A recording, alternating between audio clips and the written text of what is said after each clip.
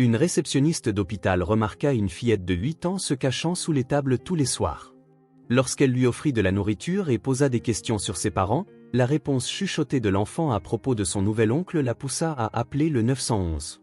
Avant de commencer l'histoire, n'oubliez pas de laisser un like et de vous abonner à la chaîne pour voir plus d'histoires comme celle-ci. Les derniers rayons de soleil se retiraient derrière l'horizon de Boston, cédant la place au vent glacial de février qui balayait les rues de la ville. À l'intérieur de l'hôpital Mercy Général, l'aile pédiatrique bourdonnait de la routine familière du soir, les infirmières changeaient de service, les visiteurs partaient pour la nuit, et Olivia Bennett s'installait dans les heures calmes de son bureau d'accueil. Les doigts d'Olivia planaient au-dessus de son clavier, ses yeux dérivant vers la salle d'attente pour la 3e fois en 10 minutes. La fillette était de retour, petite et semblable à une ombre. Elle se glissa par les portes automatiques à précisément 18h08, comme elle l'avait fait chaque soir au cours des 2 dernières semaines. Aucun adulte ne l'accompagnait, aucune raison apparente d'être là. Juste une enfant avec un sac à dos usé et des yeux vigilants qui scrutaient la pièce avant qu'elle ne disparaisse sous la table dans le coin le plus éloigné, celle partiellement cachée par une grande plante en pot. « Maureen, je m'absente 1 minute », lança Olivia à l'infirmière de nuit, qui hocha la tête sans lever les yeux de ses dossiers. À 34 ans, Olivia se comportait avec le calme contrôlé de quelqu'un qui en avait trop vu. Ses cheveux noirs étaient relevés en un chignon pratique et son badge d'identification de l'hôpital pendait à un cordon décoré de tournesol fané, un rappel d'une époque plus optimiste. 3 ans à Mercy Général n'avaient pas effacé les habitudes acquises pendant ses 8 années en tant que travailleuse sociale. Elle reconnaissait les signes que la plupart des gens ignoraient. Les mouvements calculés d'un enfant essayant d'être invisible, les vêtements superposés suggérant un chauffage inadéquat à la maison, la façon prudente dont la fillette rationnait une seule barre de céréales pendant des heures. Olivia s'approcha nonchalamment, s'arrêtant au distributeur d'eau à quelques mètres de la table. Du coin de l'œil, elle pouvait voir de minuscules baskets, autrefois blanches, maintenant grises de saleté et effilochées aux coutures, dépassant dessous la nappe. « Il commence à faire froid dehors », remarqua-t-elle à personne en particulier, remplissant un gobelet en papier. « On dit qu'il pourrait neiger encore 20 cm ce soir. » Aucune réponse ne vint de sous la table, mais les baskets bougèrent légèrement. « Je vais réchauffer de la soupe dans la salle de pause. »« J'en ai fait trop ce matin. » Olivia garda sa voix neutre, conversationnelle. « Dommage de la jeter. » Elle s'éloigna sans attendre de réponse, se dirigeant vers la cuisine du personnel où elle avait effectivement un récipient de soupe au poulet maison. Pendant qu'elle la réchauffait, elle jeta un coup d'œil à l'horloge. Elle connaissait maintenant le schéma de la fillette. Elle resterait cachée jusqu'à environ 22 heures, lorsque l'équipe de nuit serait complètement installée et l'attention ailleurs. Puis elle se glisserait dehors aussi silencieusement qu'elle était arrivée. Olivia prépara un plateau avec la soupe, des craquelins et une pomme de son propre sac à lunch. Au lieu de retourner directement dans la salle d'attente, elle plaça le plateau sur le bord du bureau d'accueil et reprit son travail. 20 minutes passèrent avant qu'elle ne prenne nonchalamment le plateau et ne se dirige vers la plante en pot.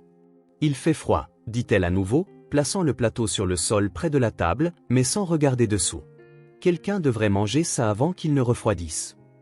Elle retourna à son bureau, faisant semblant de se concentrer sur son ordinateur.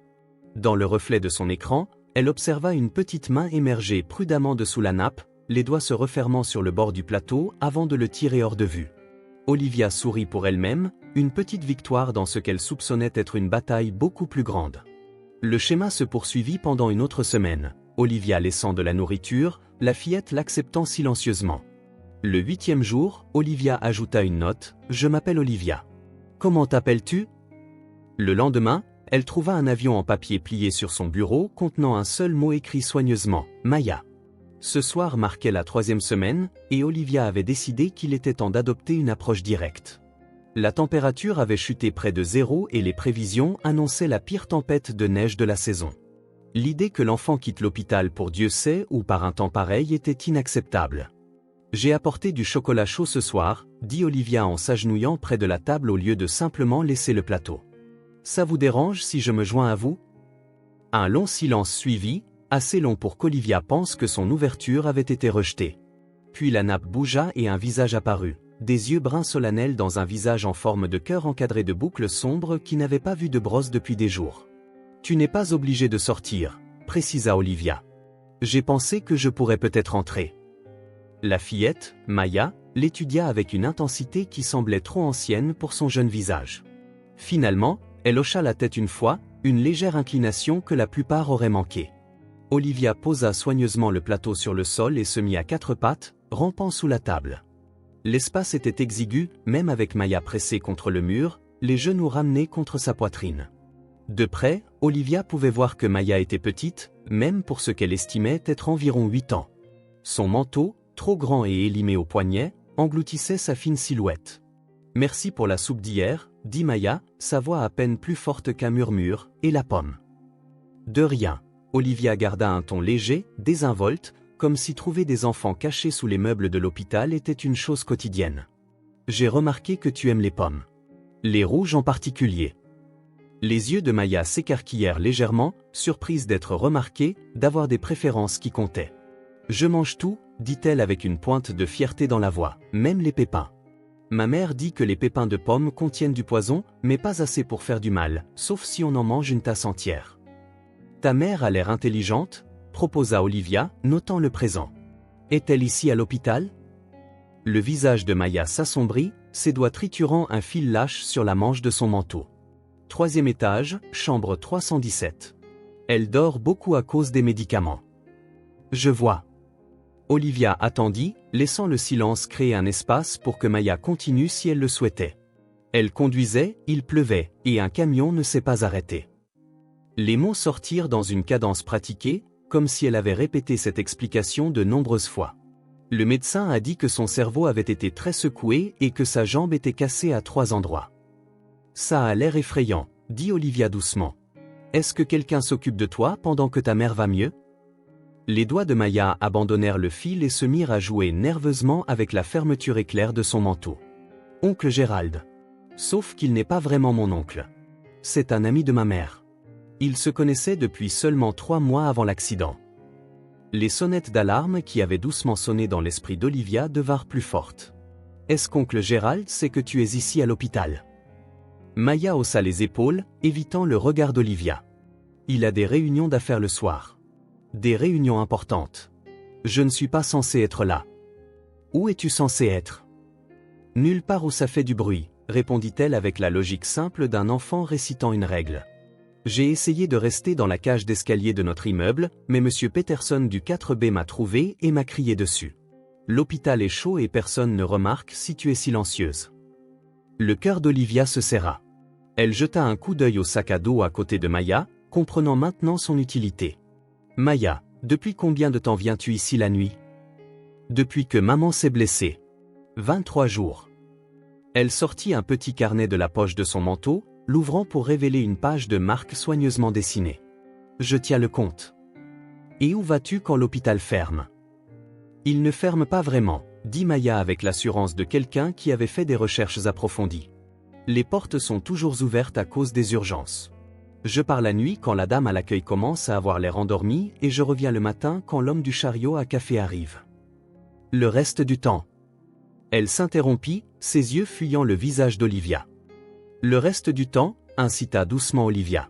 « Il y a un endroit derrière les bennes à ordures du McDonald's où la chaleur sort. Si je pose mon sac à dos comme un oreiller, ce n'est pas si mal, » dit-elle avec une désinvolture forcée, mais ses épaules se voûtèrent de manière protectrice. Olivia lutta pour garder une expression neutre malgré la rage et la consternation qui l'envahissait. « Et l'école, Maya ? Tu y vas toujours ?» Le visage de l'enfant tomba, une véritable détresse perçant sa contenance prudente. Oncle Gérald dit qu'on doit faire profil bas en ce moment. Il dit que l'école pose trop de questions et qu'on n'a pas besoin de ce genre d'attention avec maman à l'hôpital. Chaque instinct des années d'Olivia en tant que travailleuse sociale criait au danger. « Profil bas », répéta-t-elle. Maya hocha la tête, ramenant ses genoux plus près de sa poitrine. « À cause de ses affaires. Il a des clients importants qui viennent à l'appartement. Il prend des photos pour son entreprise d'informatique. » « Quel genre de photos, Maya ?» demanda Olivia, la bouche soudainement sèche. De fille, la voix de Maya baissa encore plus. « Parfois, elles ont l'air d'avoir mon âge. Oncle Gérald dit que ce sont des mannequins, mais elles n'ont pas l'air heureuses comme les mannequins dans les magazines. Il a une salle spéciale pour les appareils photo, c'était ma chambre avant. Je n'ai plus le droit d'y aller. » Olivia lutta pour garder une respiration régulière, pour ne pas effrayer l'enfant avec l'horreur qu'elle ressentait. « Maya, est-ce qu'oncle Gérald t'a déjà prise en photo ?» Maya secoua vivement la tête. Non. Il dit que je ne suis pas le bon type. Mais elle hésita, triturant à nouveau sa manche. Il a dit que peut-être son ami voudrait me prendre en photo la semaine prochaine, pour s'entraîner. Il a dit que je pourrais gagner de l'argent pour les factures d'hôpital de maman. La décision se cristallisa instantanément dans l'esprit d'Olivia. Maya, j'ai besoin de passer un coup de fil. À des gens qui peuvent t'aider à s'assurer que tu es en sécurité et au chaud ce soir. Est-ce que ça irait? La peur traversa le visage de Maya. Tu appelles la police? Oncle Gérald dit que si quelqu'un appelle la police, ils m'emmèneront loin de ma mère pour toujours. Pas pour toujours, dit fermement Olivia. Je travaillais avec des enfants qui avaient besoin d'aide, et je te promets que le but est toujours de garder les enfants avec leurs parents quand c'est sûr. Mais qu'en est-il de maman? Qui lui rendra visite si je suis parti? Les yeux de Maya s'emplirent de larmes, la première véritable rupture émotionnelle qu'Olivia avait vue. J'y vais tous les jours. Je lui parle, même si elle dort. L'infirmière a dit que les gens peuvent entendre des choses quand ils dorment comme ça. Je lui rendrai visite, promit Olivia. Tous les jours, jusqu'à ce que tu puisses le faire à nouveau. Je lui parlerai de toi et de ton courage. Maya réfléchit à cela, essuyant ses yeux avec sa manche. Est-ce qu'ils diront à oncle Gérald où je suis? Il se met vraiment en colère quand les choses ne se passent pas comme il veut. Non, dit Olivia avec certitude. Ils ne lui diront pas. Après un long moment, Maya hocha la tête, un petit geste qui portait le poids d'une énorme confiance. Puis-je rester ici pendant que tu appelles? Demanda-t-elle. Bien sûr. Et je t'apporterai un autre chocolat chaud.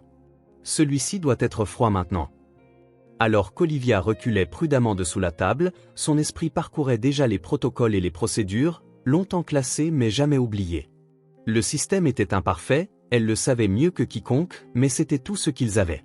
Elle pensa à la chambre d'amis de son appartement, au cauchemar bureaucratique qui l'empêcherait de l'offrir, aux rues froides dehors et à ce qui aurait pu arriver si Maya n'avait pas trouvé son chemin vers l'hôpital.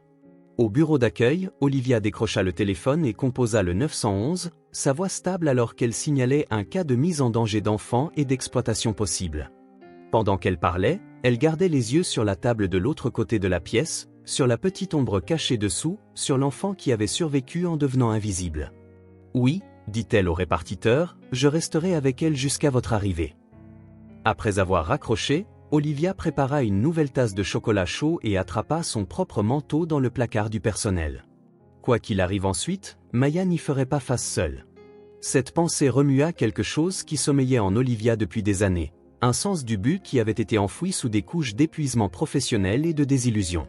Alors qu'elle retournait vers la cachette de Maya, Olivia réalisa qu'elle élaborait déjà des stratégies. Lequel de ses anciens collègues pourrait être de garde ce soir? Quel juge serait le plus susceptible d'être assigné à l'audience de placement d'urgence? Quelle maison d'hébergement avait des places disponibles?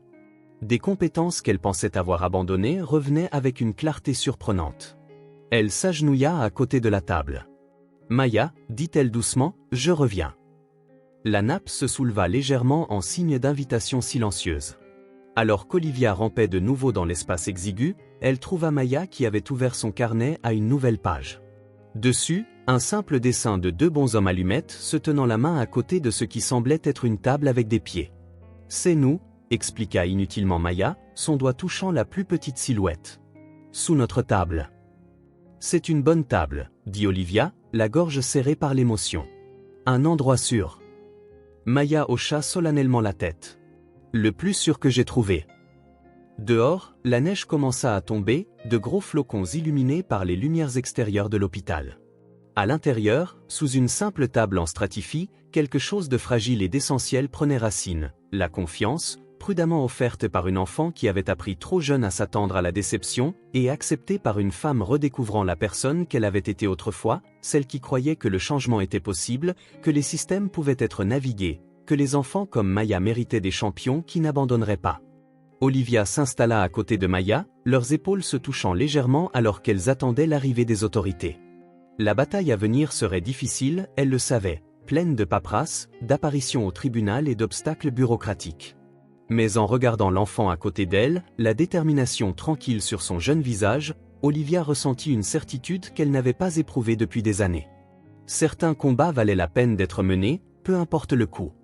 Des lumières bleues et rouges peignaient l'entrée de l'hôpital en éclairs alternés alors qu'Olivia se tenait avec Maya dans le bureau administratif de l'aile pédiatrique. La neige continuait de tomber dehors, transformant Boston en un paysage blanc et silencieux qui semblait absorber tous les sons, à l'exception du crépitement occasionnel des radios de la police. « Tu te débrouilles très bien », murmura Olivia, sa main reposant légèrement sur l'épaule de Maya. L'enfant s'était davantage repliée sur elle-même à chaque nouvelle personne qui entrait dans la pièce. L'administratrice de l'hôpital, 2 officiers en uniforme, et maintenant une femme en civil qui s'était présentée comme étant l'inspectrice Rebecca Morale de l'unité des victimes spéciales. Le carnet de Maya était serré contre sa poitrine comme une armure, ses jointures blanches de tension. Elle n'avait pas parlé depuis qu'elles avaient quitté la sécurité de leur table, répondant aux questions par des hochements de tête, ses yeux cherchant constamment ceux d'Olivia pour être rassurée. L'inspectrice Morale s'accroupit au niveau des yeux de Maya, ses mouvements délibérés et non menaçants. Elle avait des yeux gentils qui contrastaient avec la ligne sévère de sa bouche, et elle gardait une voix douce lorsqu'elle parlait. « Maya, je sais que c'est effrayant, mais nous devons nous assurer que tu es en sécurité ce soir. Y a-t-il quelqu'un d'autre que ta mère et Gérald qui s'occupe de toi parfois? Peut-être un grand-parent ou une tante ?» Maya secoua la tête, puis hésita. « Ma grand-mère est morte quand j'avais 5 ans. Maman dit que j'ai une tante quelque part, mais elle ne se paraît pas. Elles se sont disputées avant ma naissance. » L'inspectrice Morale hocha la tête, prenant une note dans son petit carnet. « Connais-tu le nom de ta tante? » « Catherine, » murmura Maya. Maman l'appelait Cathy, mais elle le disait comme si c'était un gros mot. « C'est utile, merci. » L'inspectrice leva les yeux vers Olivia. « Madame Bennett, vous avez mentionné que vous travailliez auparavant pour les services de protection de l'enfance. »« 8 ans, » confirma Olivia. « Je travaillais principalement sur le placement et l'accueil familial dans le comté de Suffolk. Seriez-vous prête à nous accompagner lors de l'évaluation initiale à domicile? Avoir quelqu'un en qui elle a confiance pourrait faciliter les choses pour Maya. » Olivia sentit Maya se presser légèrement contre elle. « Bien sûr. » Dans l'heure qui suivit, elles étaient assises dans une voiture de police banalisée en direction de l'adresse que Maya avait fournie, dans le quartier de Dorchester. Maya était assise entre Olivia et une travailleuse sociale nommée Tara Kim, arrivée avec un kit de placement d'urgence, un sac à dos contenant l'essentiel pour la première nuit d'un enfant dans le système. « Est-ce que maman va être en colère ?» demanda soudainement Maya, rompant son long silence. « À propos de la police ?» Olivia choisit soigneusement ses mots. « Ta mère voudrait que tu sois en sécurité, Maya. C'est tout l'enjeu ici, s'assurer que tu es en sécurité. » Maya sembla réfléchir à cela. « Vont-ils arrêter oncle Gérald ?» L'inspectrice Morale, qui conduisait, échangea un regard avec son partenaire sur le siège passager. « Nous devons d'abord lui parler, » dit-elle d'un ton neutre. « Découvrir ce qui se passe. » La voiture tourna dans une rue bordée de maisons à 3 étages, leurs façades usées par des décennies de météo de la Nouvelle-Angleterre. Ils se garèrent à un demi-pâté de maisons de l'immeuble de Maya, et l'inspectrice Morale se tourna vers la banquette arrière. « Maya, tu resteras dans la voiture avec Madame Bennett et Madame Kim. L'officier Davis et moi allons d'abord parler à Gérald, d'accord ?» Maya hocha la tête, le soulagement évident dans le relâchement de ses épaules. « Vous aurez besoin de ça, » dit-elle en sortant de la poche de son manteau une clé attachée à un porte-clés en plastique en forme de dinosaure. « Pour la porte d'entrée. L'appartement est le 2B. » L'inspectrice Morale accepta la clé avec un doux sourire. « Merci Maya. Tu es très courageuse. » Alors que les inspecteurs sortaient du véhicule, Olivia remarqua la main de Maya se glisser vers la sienne. Elle ouvrit sa paume, offrant sans exiger, et après un moment, sentit de petits doigts se glisser timidement en place. « Qu'est-ce qui se passe ensuite ?» demanda Maya, sa voix petite dans la voiture silencieuse. Tara Kim répondit avec une douceur exercée, « Après que la police aura parlé à Gérald, nous te trouverons un endroit sûr où rester ce soir. Demain, il y aura une audience où un juge décidera de la suite, pendant que nous localiserons ta tante ou d'autres parents. » Devrais-je parler au juge ? Probablement pas demain, l'assura Tara. Pour l'instant, notre travail consiste simplement à nous assurer que tu es quelque part en sécurité et à l'aise. Les doigts de Maya se resserrèrent autour de ceux d'Olivia. Est-ce que Madame Olivia peut venir aussi ? Tara hésita, le protocole luttant contre la compassion sur son visage. Madame Bennett ne fait pas officiellement partie de notre équipe. Mais je serai là pour l'audience, intervint fermement Olivia. Et je viendrai te rendre visite si c'est autorisé. Maya hocha la tête, une partie de la tension quittant son petit corps. Elles restèrent assises en silence pendant plusieurs minutes, regardant la neige s'accumuler sur le pare-brise. Puis une explosion de parasites radio les fit toutes sursauter. Demande de renforts immédiats au 1457 d'Orchesté Avenue, appartement 2B, vint la voix tendue mais contrôlée de l'inspectrice morale. Suspect tentant de fuir. Destruction possible de preuves en cours. Tara attrapa immédiatement son téléphone tandis que l'officier au volant répondait à l'appel. Olivia attira instinctivement Maya plus près alors que le son des sirènes approchait de plusieurs directions. « Est-ce qu'oncle Gérald a des ennuis ?» demanda Maya, les yeux écarquillés de peur et de confusion. « Il semblerait que oui, » répondit honnêtement Olivia. « Mais tu es en sécurité ici avec nous. » En quelques minutes, la rue calme se transforma alors que 3 voitures de police arrivèrent, des officiers en sortant avec une efficacité exercée. Olivia observa à travers le pare-brise 2 hommes être conduits hors du bâtiment, menottés, Gérald, qu'elle reconnut d'après la description de Maya de ses cheveux roux et de ses lunettes, et un autre homme portant du matériel photographique professionnel. Maya se recula contre le siège. « C'est Monsieur Finch » murmura-t-elle. « Il vient pour les réunions d'affaires. Il apporte les lumières. » Olivia échangea un regard avec Tara, dont l'expression confirma ce qu'elles soupçonnaient toutes les deux. Les affaires étaient exactement ce qu'elles craignaient. Le refuge d'urgence pour enfants de Jamaïca Plain était installé dans ce qui avait été autrefois un manoir victorien, converti plus tard en foyer temporaire pour les enfants en attente de placement. Malgré les efforts pour le rendre accueillant ou des peintures murales colorées, des meubles confortables, une salle de jeu remplie de jouets, il restait un cadre institutionnel, une étape plutôt qu'une destination. Olivia se tenait dans le hall d'entrée, regardant Maya être doucement conduite à l'étage par une membre du personnel de nuit nommée Joanne. L'enfant avait insisté pour qu'Olivia entre avec elle, lui serrant la main tout au long du processus d'admission avec un désespoir tranquille. « Nous avons une chambre privée pour elle », avait expliqué Joanne. Normalement, ce sont les enfants plus âgés qui les obtiennent, mais compte tenu des circonstances. Maintenant que Maya disparaissait au coin de l'escalier, Olivia ressentit un étrange vide dans sa poitrine. Elle avait fait cela des centaines de fois dans sa carrière précédente, remettre des enfants au système avec un détachement professionnel, se disant qu'elle avait fait tout ce qu'elle pouvait. Ce soir était différent, personnel, d'une manière à la fois inconfortable et en quelque sorte juste. « Madame Bennett ?» Olivia se tourna pour trouver l'inspectrice morale entrant dans le bâtiment, des flocons de neige fondant sur son manteau sombre. Le visage de l'inspectrice était marqué par l'épuisement. « Avez-vous un moment pour parler ?» Elles s'installèrent dans la petite cuisine du refuge, où une cafetière offrait une chaleur bienvenue contre le froid de la nuit.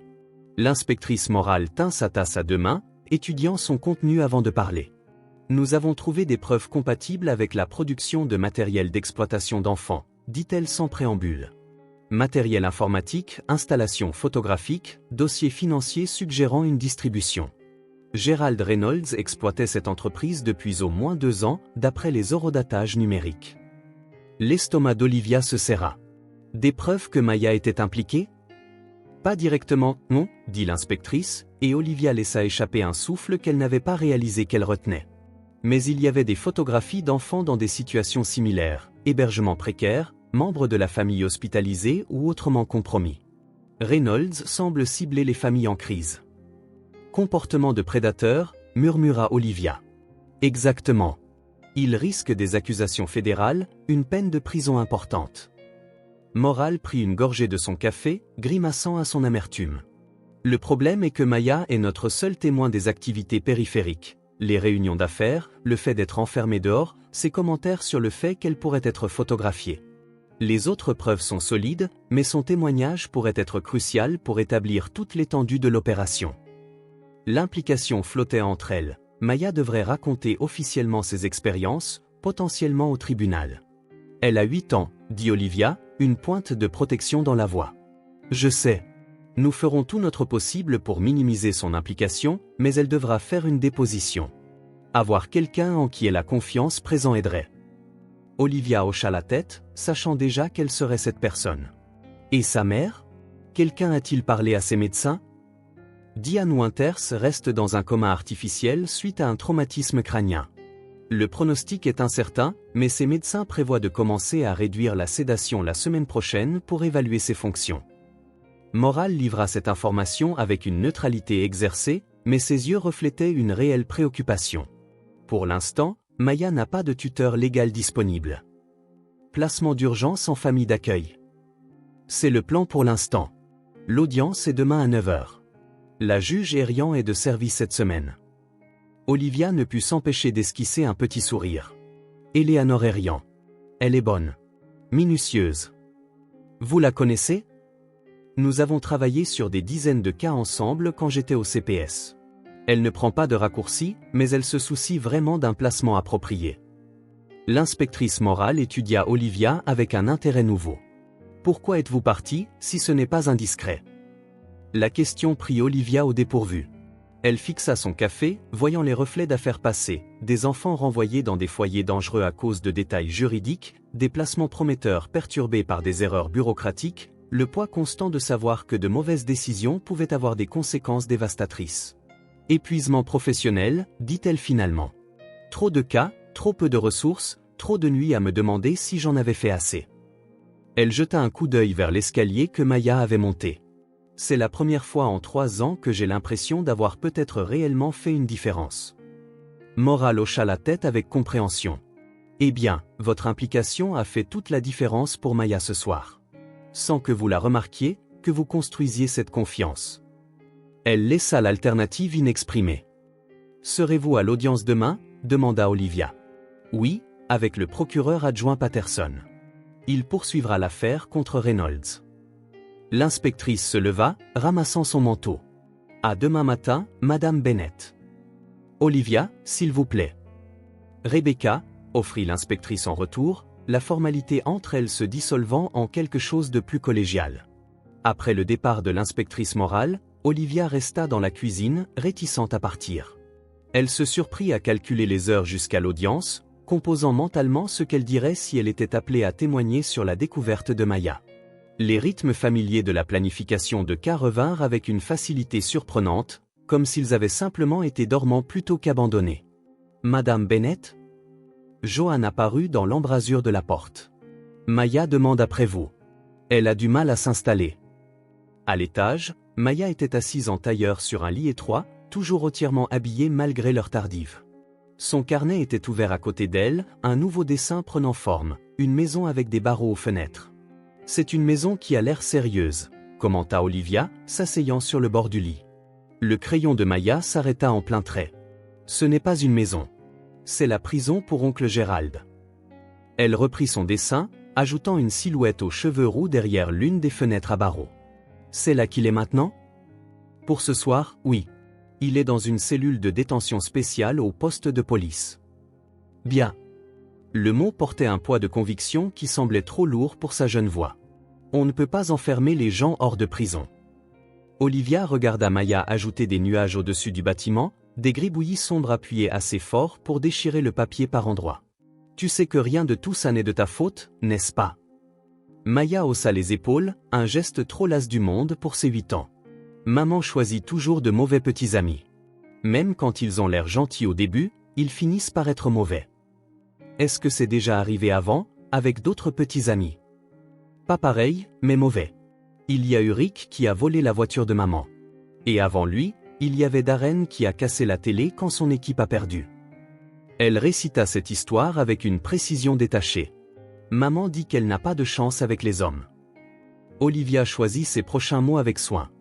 Ta mère est dans une situation difficile en ce moment. Quand les gens traversent des choses difficiles, ils font parfois des choix qui ne sont pas les meilleurs. Comme la drogue, demanda crûment Maya. Maman essaie de le cacher, mais je sais ce que sont ces petits sacs. On a appris les drogues en cours de santé. Avant? Elle s'interrompit, son crayon s'immobilisant. Que tu arrêtes d'aller à l'école, termina doucement Olivia. Maya, depuis combien de temps n'as-tu pas assisté au cours? 23 jours. Pareil que maman à l'hôpital.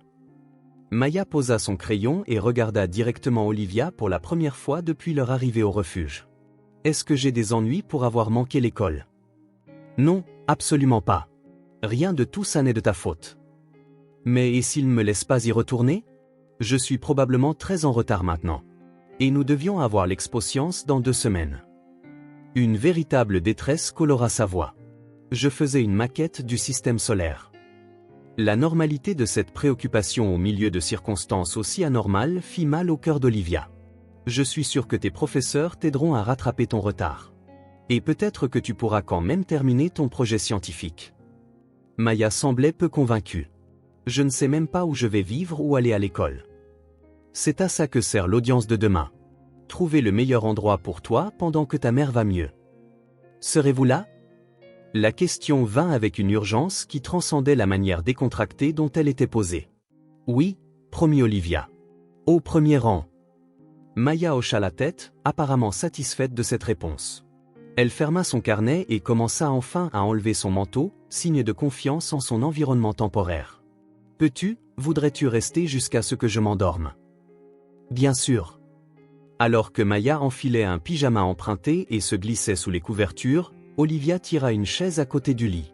Dehors, la neige continuait de tomber, isolant la ville sous des couches de blanc.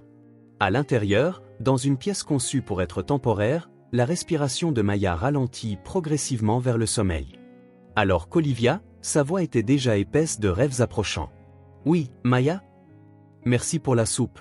Et de m'avoir trouvé. » Olivia borda doucement la couverture autour des épaules de Maya. « Merci de t'être laissé trouver. » Le tribunal pour mineurs du comté de Suffolk occupait un bâtiment moderne qui contrastait fortement avec l'architecture historique de Boston. Olivia avait passé d'innombrables heures entre ses murs pendant son temps au CPS, naviguant dans ses couloirs stériles et ses salles de conférences impersonnelles. Revenir maintenant en tant que témoin civil plutôt qu'en tant que participante professionnelle offrait une nouvelle perspective sur sa formalité intimidante. Elle repéra Tara Kim dans la salle d'attente devant la salle d'audience 3, examinant des documents avec une intensité concentrée. La travailleuse sociale leva les yeux à l'approche d'Olivia, son expression s'éclairant de reconnaissance. « Madame Bennett, bonjour. J'espérais que vous seriez là tôt. »« Comment va Maya ?» demanda Olivia sans préambule. Elle tient remarquablement bien le coup, compte tenu des circonstances. Elle est avec notre défenseur des enfants en ce moment, pour s'orienter sur la procédure. Tara désigna le banc à côté d'elle. Il y a eu un développement pendant la nuit dont je voulais discuter avec vous. Olivia s'assit, l'anxiété lui serrant la poitrine. Quel genre de développement? Nous avons localisé la tante de Maya, Catherine Winters. Elle vit à Greenwich, dans le Connecticut. Elle a été informée de la situation et est en route ce matin. C'était rapide. Les bases de données modernes, dit Tara avec une pointe de fierté. De plus, ça aide qu'elle soit employée par l'université de Yale, ce qui la rend facile à trouver. Elle est professeure associée dans leur département de psychologie. Maya a-t-elle été informée? Pas encore. Nous voulions nous assurer que Catherine venait réellement avant de donner de faux espoirs à Maya. Elle devrait arriver avant le début de l'audience. Olivia traita cette information, ressentant une pointe inattendue de quelque chose comme de la déception. Un placement familial serait idéal pour Maya, bien meilleur que le système d'accueil. Pourtant, Olivia se trouva étrangement réticente à abandonner si rapidement son lien avec l'enfant. Que savons-nous de leur brouille? Maya a mentionné que sa mère et sa tante s'étaient disputées. Tara hésita, consultant ses notes. Catherine a été assez franche au téléphone. Elle a dit que la dispute découlait des problèmes de toxicomanie de Diane et de son refus de se faire soigner. Elles ne se sont pas parlé depuis près de 10 ans, mais Catherine a clairement indiqué qu'elle était prête à prendre la garde de Maya si nécessaire. 10 ans, c'est long, murmura Olivia. Oui, mais le placement familial est toujours notre priorité lorsque c'est viable. Et sur le papier, Catherine Winters semble idéale, emploi stable, casier judiciaire vierge, propriétaire. Avant qu'Olivia ne puisse répondre, les portes de la salle d'audience s'ouvrirent et l'inspectrice morale apparut, accompagnée d'une femme grande et distinguée au début de la quarantaine. La ressemblance de la femme avec Maya était immédiatement apparente. Le même visage en forme de cœur et les mêmes boucles sombres, bien que ses cheveux soient coiffés en un carré professionnel et parsemés de gris précoces aux tempes. Madame Kim, Madame Bennett, appela l'inspectrice morale. Voici le docteur Catherine Winters, la tante de Maya. Catherine s'approcha d'un pas assuré, tendant la main d'abord à Tara, puis à Olivia. Sa poignée de main était ferme, son regard direct et évaluateur. Merci à toutes les deux de vous être occupées de ma nièce, dit-elle, sa voix portant le léger vernis du milieu universitaire. L'inspectrice morale m'a mise au courant de la situation.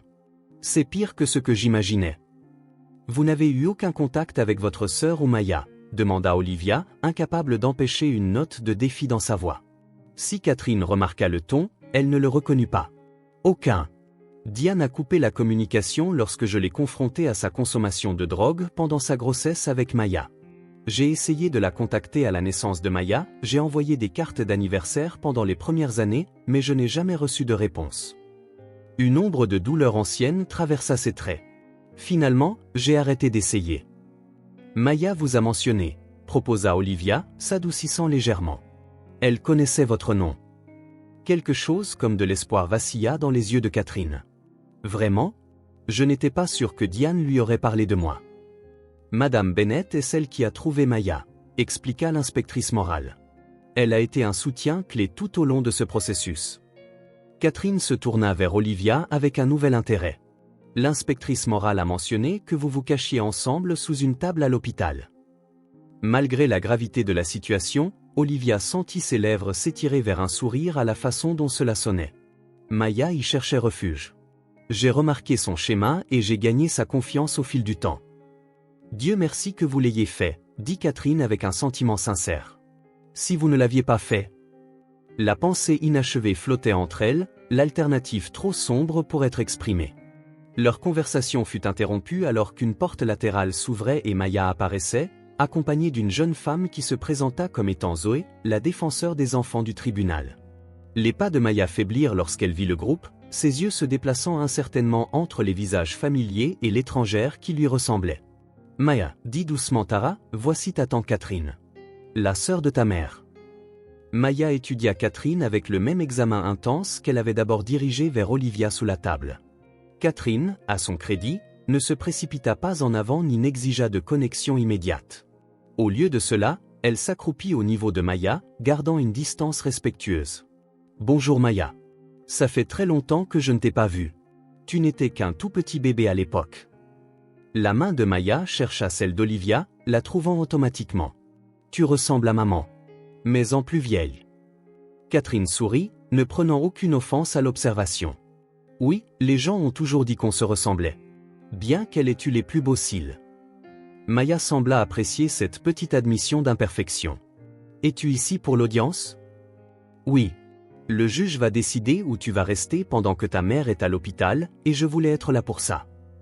La prise de Maya sur la main d'Olivia se resserra. Madame Olivia vient aussi à l'audience.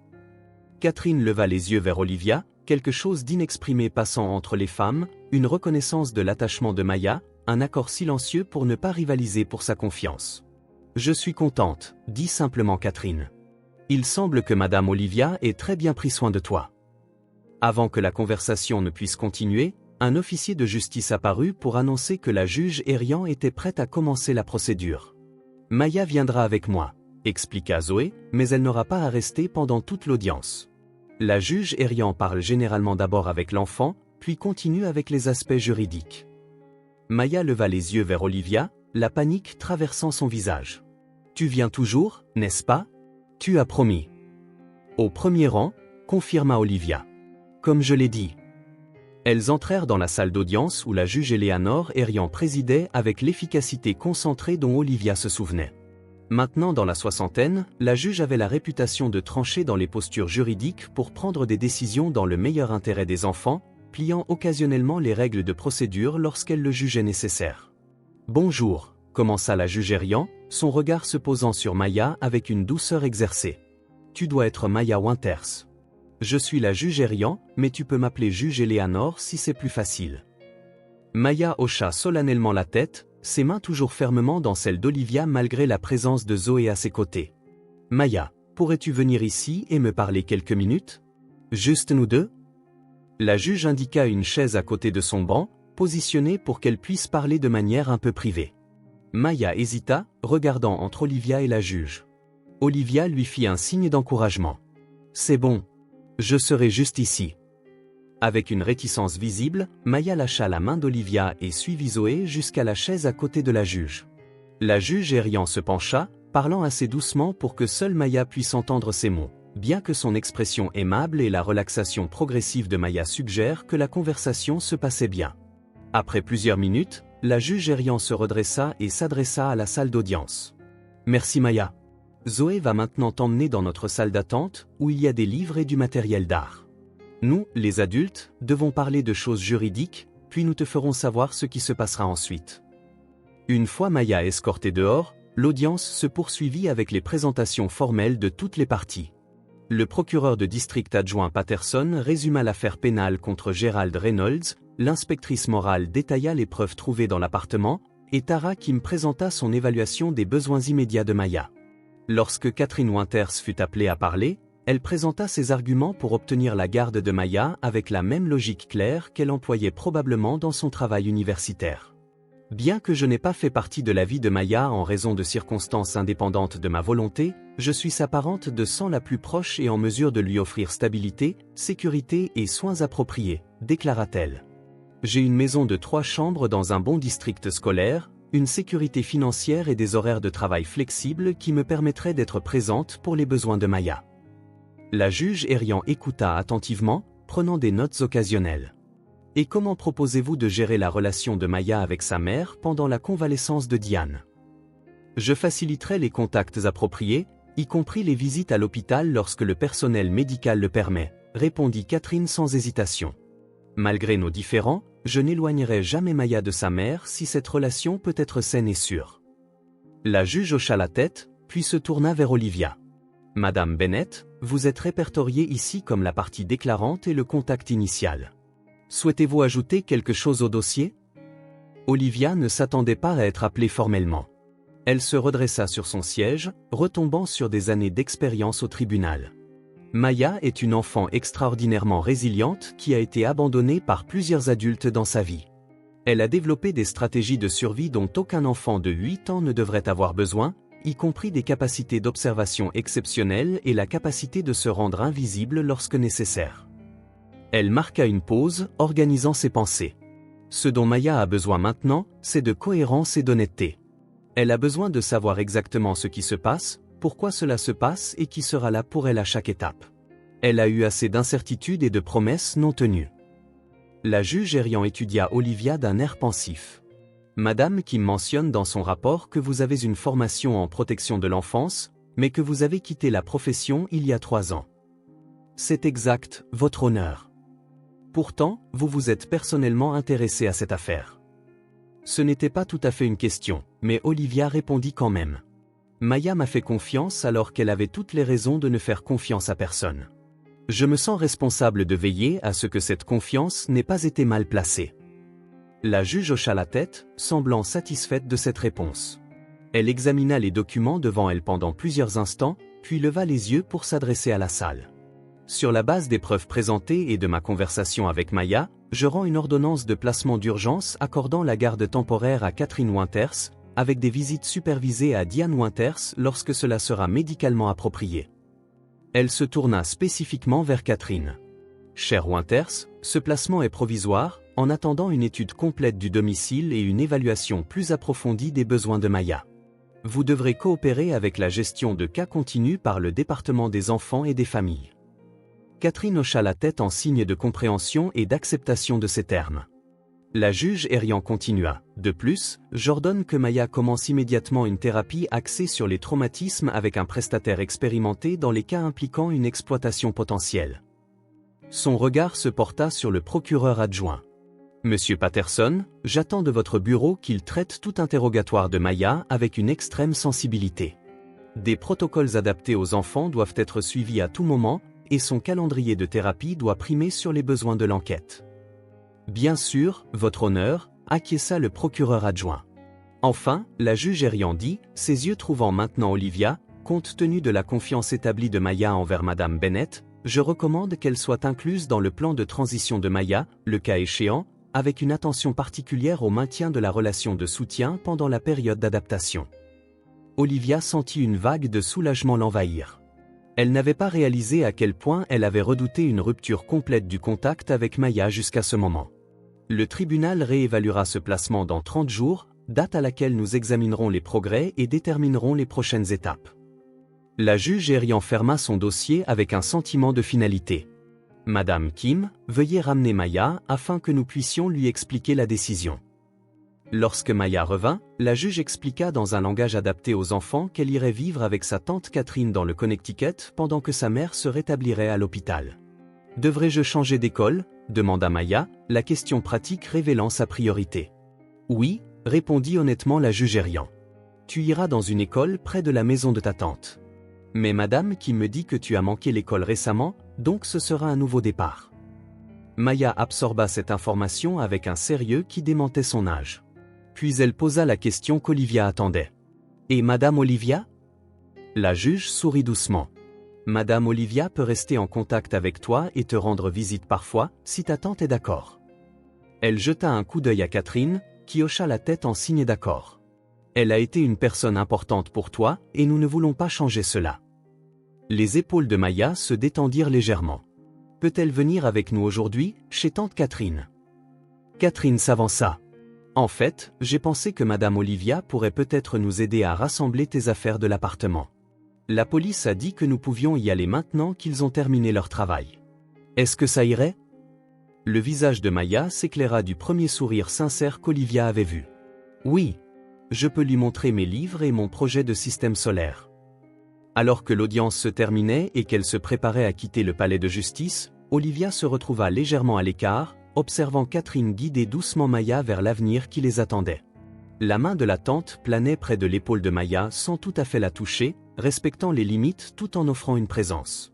C'était exactement la bonne approche, et Olivia ressentit une confiance croissante dans la décision de la juge riant.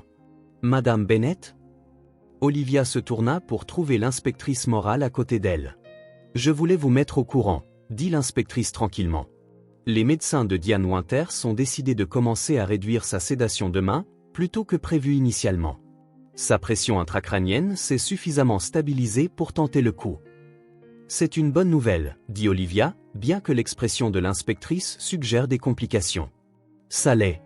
Mais cela signifie aussi que nous devons nous préparer à son éventuel retour dans cette situation. Si elle reprend conscience et des fonctions cognitives suffisantes, elle aura des droits légaux concernant Maya. La question inexprimée flottait entre elles. Le retour de Diane serait-il dans le meilleur intérêt de Maya ? Un pont à la fois, murmura Olivia, regardant Maya montrer timidement son carnet à Catherine, qui répondit avec ce qui semblait être un intérêt sincère plutôt qu'un enthousiasme performatif. « Olivia » appela Maya en lui faisant signe. « Es-tu prête à aller à l'appartement maintenant ? Tante Catherine dit qu'on peut prendre toutes mes affaires, même les grosses. » Alors qu'Olivia les rejoignait, Catherine lui lança un regard de compréhension tranquille. « J'ai expliqué à Maya qu'elle peut apporter tout ce qu'elle veut chez moi et que tu nous aideras à nous assurer que nous n'oublions rien d'important. » Le sous-entendu était clair, Catherine reconnaissait le rôle d'Olivia dans la vie de Maya et n'était pas menacée par celui-ci. Au lieu de cela, elle intégrait Olivia dans cette transition, créant un pont plutôt qu'une barrière. « Je suis prête quand tu veux, » dit Olivia à Maya, dont le sourire s'élargit en réponse. Dehors, la neige avait cessé et le soleil de février émergeait de derrière les nuages, créant une luminosité éblouissante alors qu'il se reflétait sur la ville couverte de blanc. Maya marchait entre les deux femmes, jetant occasionnellement un coup d'œil de l'une à l'autre comme pour confirmer qu'elles étaient toutes les deux toujours là, toujours réelles.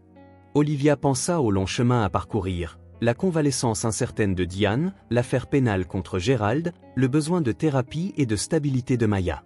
Il y aurait des conversations difficiles et des prises de conscience douloureuses. Il y aurait des progrès et des revers. Le système dont Olivia avait autrefois fui par désillusion continuerait d'être imparfait, bureaucratique et parfois douloureusement lent. Mais en regardant Maya tendre la main pour prendre celle de Catherine, en voyant la manière prudente dont la tante recevait ce cadeau de confiance, Olivia ressentit quelque chose qu'elle n'avait pas éprouvé depuis des années, l'espoir. Pas l'espoir naïf de solutions parfaites, mais l'espoir ancré qui venait du témoignage de la résilience, de voir des systèmes brisés parfois se plier vers la justice, de se souvenir que même dans les circonstances les plus sombres, quelqu'un s'arrêtant pour prêter attention pouvait tout changer. L'appartement de Dorchester Avenue portait les séquelles désordonnées d'une perquisition policière, tiroirs laissés ouverts, meubles légèrement de travers, la perturbation subtile d'espaces autrefois privés, maintenant examinés et documentés par des étrangers. Du ruban jaune de scène de crime pendait encore mollement de l'encadrement de la porte d'entrée, bien qu'on leur ait donné l'autorisation d'entrer. Maya se déplaçait dans les pièces avec l'efficacité détachée de quelqu'un habitué à faire ses bagages rapidement, rassemblant l'essentiel avec des mains exercées.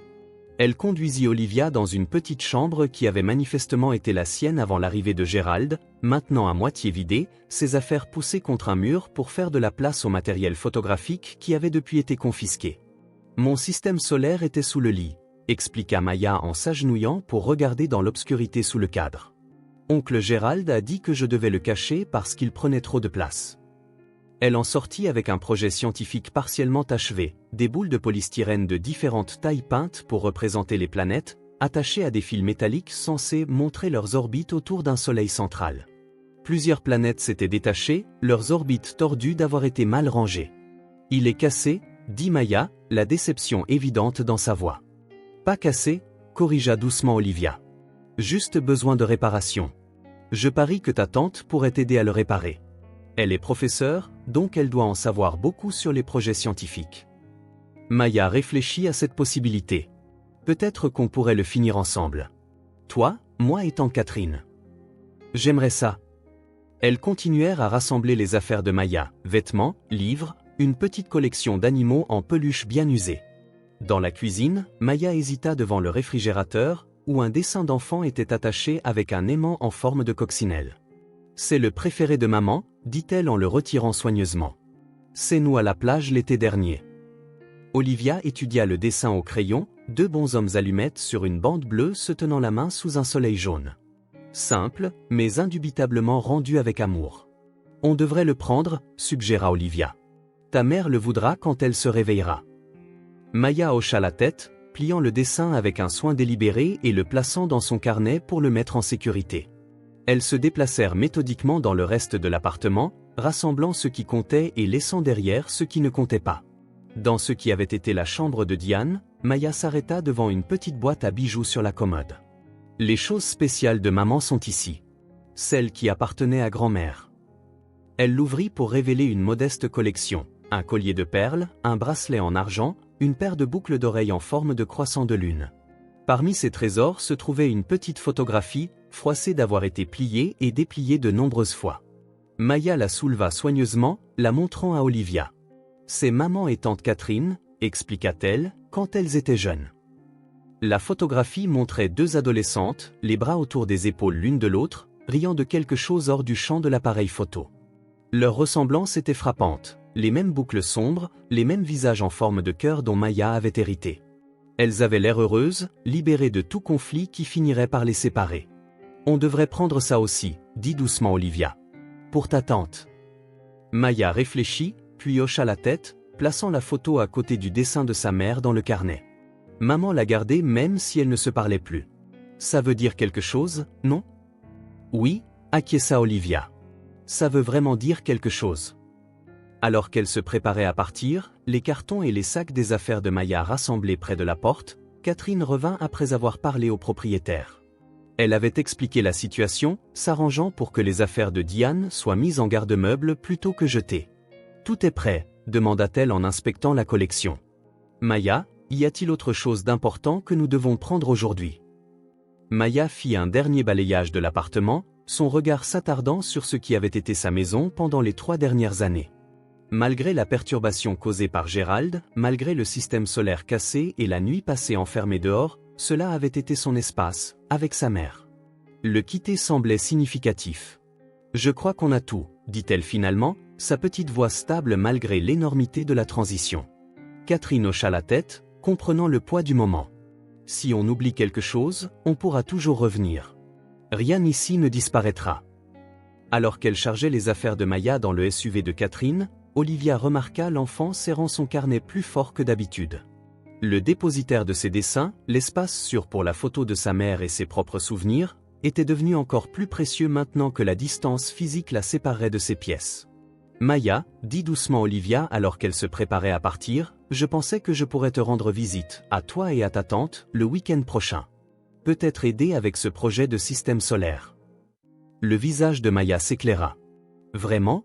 Tu viendrais jusqu'au Connecticut ? » « Ce n'est pas si loin, l'assura Olivia. Juste quelques heures en train. » Catherine ajouta son soutien sans hésitation. « Nous serions ravis de t'accueillir. Peut-être que tu pourrais rester dîner ? Voir la nouvelle chambre de Maya une fois qu'on l'aura installée. » L'invitation était sincère, Olivia pouvait le dire, pas simplement une courtoisie offerte pour le bénéfice de Maya. Catherine semblait reconnaître sincèrement la valeur du maintien de ce lien pendant la transition. Alors qu'elle marchait vers les véhicules où Maya et ses affaires voyageraient avec Catherine, tandis qu'Olivia retournerait à l'hôpital pour son service de l'après-midi, l'inspectrice morale s'arrêta au trottoir. Elle sortit de sa voiture banalisée avec un sentiment d'urgence qui capta immédiatement leur attention. « Je suis contente de vous trouver », dit-elle, légèrement essoufflée. « Je viens de recevoir un appel de Merci Général. » Diane Winters a montré des signes de réactivité accrue lors de l'évaluation de ce matin. Ils ont accéléré le calendrier de réduction de la sédation. Elle pourrait reprendre conscience dès demain. Maya se figea, son sac à dos glissant inaperçu de son épaule sur le trottoir enneigé. « Maman se réveille ?» L'inspectrice hocha la tête, son expression soigneusement neutre. Les médecins sont prudemment optimistes, mais ils veulent gérer les attentes. Les lésions cérébrales sont complexes. Maya, ta mère pourrait avoir besoin de temps pour récupérer complètement, même après son réveil. Mais elle va se réveiller, insista Maya, l'espoir et la peur se livrent en bataille dans sa voix. Et puis elle ira mieux et tout pourra redevenir comme avant. Les adultes échangèrent des regards par-dessus la tête de Maya, une reconnaissance silencieuse des complications que la convalescence de sa mère introduirait. Normal n'avait pas été particulièrement sûr ou stable pour Maya, même avant l'arrivée de Gérald. Ta mère aura besoin de temps pour guérir, dit doucement Catherine en s'accroupissant au niveau de Maya. Et pendant qu'elle guérit, tu auras un endroit sûr avec moi. C'est ça, l'enjeu aujourd'hui, s'assurer qu'on s'occupe de toi pendant que ta mère va mieux. Mais je peux lui rendre visite, n'est-ce pas? Maya regarda entre les adultes, cherchant confirmation. Quand elle se réveillera? Bien sûr, l'assura Catherine. Dès que ses médecins diront que c'est bon. L'inspectrice morale ajouta, je m'assurerai que vous soyez avertis immédiatement dès qu'il y aura un changement dans son état. Maya sembla satisfaite de ses promesses. Elle récupéra son sac à dos dans la neige, l'époussetant avec une attention particulière avant de le remettre sur son épaule. Je devrais apporter le dessin préféré de maman quand on lui rendra visite, pour qu'elle ait quelque chose de joli à regarder quand elle se réveillera. C'est une belle idée, dit Olivia, la gorge serrée par l'émotion face à la résilience de Maya, sa capacité à penser au confort de sa mère même au milieu de son propre bouleversement. Alors qu'elle finissait de charger la voiture, Maya se tourna soudainement et jeta ses bras autour de la taille d'Olivia, la serrant avec une intensité féroce. « Merci de m'avoir trouvé », murmura-t-elle, faisant écho à ses paroles de la nuit précédente. Olivia rendit l'étreinte, se penchant pour embrasser le sommet de la tête de Maya. « Je te vois le week-end prochain », promit-elle. « On réparera ce système solaire ensemble. » Maya hocha la tête contre le manteau d'Olivia avant de la lâcher et de monter dans le SUV de Catherine, son carnet serré protecteur contre sa poitrine. Par la fenêtre, elle fit un signe alors que le véhicule s'éloignait du trottoir, se dirigeant vers l'autoroute qui l'emmènerait au Connecticut, vers un nouveau chapitre qui contenait à la fois incertitude et promesse. L'inspectrice morale resta à côté d'Olivia alors qu'elle regardait le SUV disparaître au coin d'une rue. « Vous avez vraiment fait une différence pour cet enfant, » dit-elle tranquillement. « C'est elle qui m'étonne, » répondit Olivia. « Sa résilience, sa capacité à faire confiance malgré tout. » « Cette confiance existe grâce à vous, » souligna l'inspectrice. « Vous l'avez vue quand personne d'autre ne la voyait. » Olivia réfléchit à cela alors qu'elle se tenait dans l'air froid de l'hiver, la neige fondue dégoulinant des auvents alentours sous le soleil inattendu de février. « Je me cachais aussi, à ma manière, » admit-elle. « Je me cachais du travail auquel je croyais autrefois, de la différence que je pouvais faire. » Et maintenant? Olivia se tourna vers sa voiture, une décision se cristallisant. « Maintenant, j'ai besoin de passer un coup de fil au CPS du comté de Suffolk. Je ne suis pas sûr qu'ils aient encore des postes vacants dans l'unité de réunification familiale, mais il est temps que je me renseigne. » L'inspectrice morale sourit, comprenant l'importance de ce changement.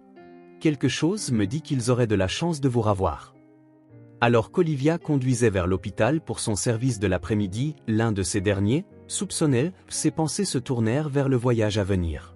La convalescence de Diane introduirait de nouvelles complexités. L'affaire contre Gérald nécessiterait le témoignage de Maya, soigneusement géré pour éviter une nouvelle traumatisation. Catherine et Maya devraient construire une relation par-delà le fossé des années et des circonstances. Rien de tout cela ne serait simple ou direct.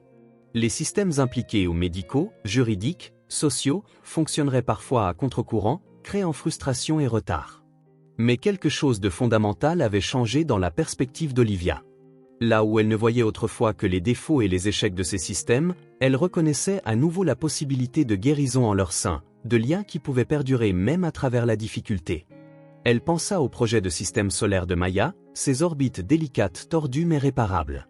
Avec le bon soutien, avec des mains prudentes et de la patience, il pourrait être restauré, non pas à une perfection idéalisée, mais à un modèle fonctionnel qui démontrait la danse complexe des corps se déplaçant dans l'espace, chacun affectant les autres, tous connectés par les forces invisibles de la gravité et de la lumière. Au moment où Olivia arriva à Merci Général, passant son badge par le scanner de l'entrée du personnel, elle avait déjà composé son email à son ancien superviseur au CPS. Le message était bref mais clair, elle était prête à retourner au travail pour lequel elle avait été formée, à la vocation en laquelle elle avait temporairement perdu foi. Parce que parfois, la chose la plus importante n'était pas de réparer un système brisé d'un seul coup, mais de trouver l'enfant unique caché sous une table et de lui offrir de la soupe, de lui offrir la sécurité, de lui offrir la simple dignité d'être vue. Alors qu'elle entrait dans le couloir de l'hôpital, Olivia jeta un coup d'œil vers la salle d'attente pédiatrique, vers la table avec la plante en pot où elle avait vraiment vu Maya pour la première fois. L'espace était occupé maintenant par une mère pressée essayant de rassembler des jumeaux en bas âge, le chaos ordinaire de la vie de famille se déroulant là où, quelques jours auparavant, une enfant s'était battue pour sa survie en silence. Le téléphone d'Olivia vibra avec un SMS entrant. C'était de Catherine, accompagnée d'une photo de Maya sur le siège passager du SUV, le visage tourné vers la fenêtre alors qu'elle regardait le paysage du Massachusetts céder la place au Connecticut. Son expression était sombre mais stable. « Nous venons de passer la frontière de l'État. Maya a demandé si tu pouvais l'aider à peindre Neptune quand tu viendras. Elle a dit que c'est la plus difficile à réussir. » Olivia sourit en tapant sa réponse. « Dis-lui que j'apporterai ma meilleure peinture bleue et que Neptune a 13 lunes. Elle voudra peut-être les inclure. » La réponse vint rapidement. Elle dit que ça fait beaucoup de lunes à suivre, mais elle pense que ça vaut la peine d'essayer. Ça vaut la peine d'essayer. La simple phrase capturait tout sur le chemin à parcourir, pour Maya, pour Diane, pour les systèmes censés protéger les enfants comme elle. Ça valait la peine d'essayer, malgré la complexité, malgré la possibilité d'échec. Alors qu'Olivia remettait son téléphone dans sa poche et se préparait pour son service, elle emportait avec elle l'image de Maya regardant vers l'horizon, faisant face à tout ce qui viendrait avec le courage tranquille qu'il avait maintenu en vie pendant 23 jours d'abandon, pendant les nuits froides et les promesses non tenues, à travers un système qui avait finalement, imparfaitement, commencé à travailler pour elle au lieu de contre elle. Ce n'était pas une fin de conte de fées, celle-ci n'existait pas dans le monde réel de la protection de l'enfance et des traumatismes familiaux.